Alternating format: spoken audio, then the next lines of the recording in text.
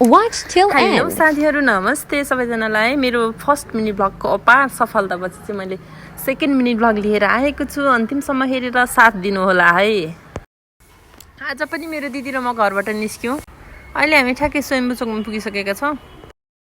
स्वयम्भू चोकबाट हामी लाग्छौँ विशेष बङ्गालमुखी कार्यदल भनेको कहाँ हो भन्नुहुन्छ भने यो चाहिँ सशस्त्र प्रहरीको अफिस हो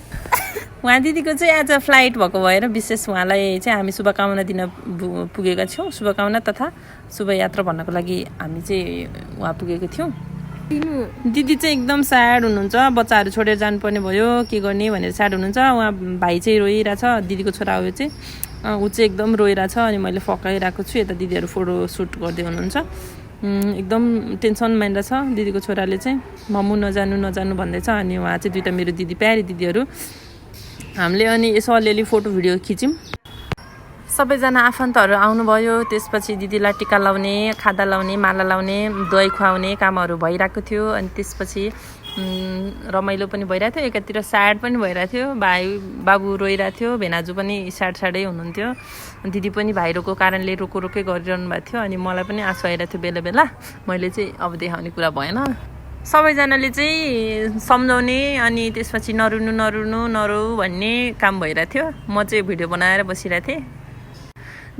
दिदीको चाहिँ दुईवटा छोरा हो दुईवटा छोरामा सानो छोरोलाई चाहिँ बिन्दास थियो उसलाई टेन्सन केही थिएन मामु खेल्ने कुरा लिएर आउनु है छिटै आउनु भनिरहेको थियो ठुलोले चाहिँ एकदम टेन्सन लिइरहेको थियो अनि दिदीले टिका सिका लाउने यताउता सो साथीहरू हामी चाहिँ लगभग 2 घन्टा 2.5 घन्टा जति त्यहीँ बस्यौँ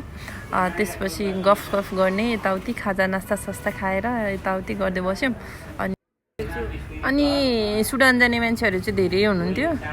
उहाँहरू चाहिँ सबैलाई शुभयात्रा भन्न चाहन्छु मैले उहाँबाट पनि भनेर आइसकेँ भिडियो मार्फत पनि भन्दैछु सबैजनालाई शुभयात्रा वैदेशिक यात्राको शुभयात्रा शुभ कार्यकाल सो गाइज म चाहिँ कस्तो देखेको छु भनेर यसो एउटा क्यामेरा खोलेर हेर्न लाग्यो तर राम्रो देखेको रहेनछ मैले चाहिँ यसो ठाउँहरूको एउटा ग्राउन्डको लिम्की भनेको त्यो पनि खासै राम्रो देखेकै रहेनछ अनि त्यसपछि हामीले चाहिँ अब सो साथीहरू फाइनल्ली अब चाहिँ सकिन लागिसकेको थियो कार्यक्रम हाम्रो पनि पानी पर्न लागिसकेको थियो हतार भइसकेको थियो दिदी चाहिँ माथिसम्म पुर्याउन आइरहनु भएको थियो दिदीहरूको चाहिँ फ्लाइट वास्तवमा भन्नुपर्दाखेरि 8 बजेको थियो अनि बाबु चाहिँ रुकै गरेर मैले उसलाई सम्झाइरहेको थिएँ सम्झिँदैन रुकै अनि फाइनली भाइ भिनाजु अनि भाइहरू चाहिँ घर फर्किन लाग्नु भएको थियो दिदीलाई चाहिँ हामीले त्यहीँबाट बिदाई गरेर हामी चाहिँ घर फर्किन लागिरहेको थियौँ लास्टमा चाहिँ एउटा फोटो राखिदिए कस्तो छ भन्दिनँ है त हामी चाहिँ फाइनली घर फर्किसकेका छौँ bye thanks for watching okay C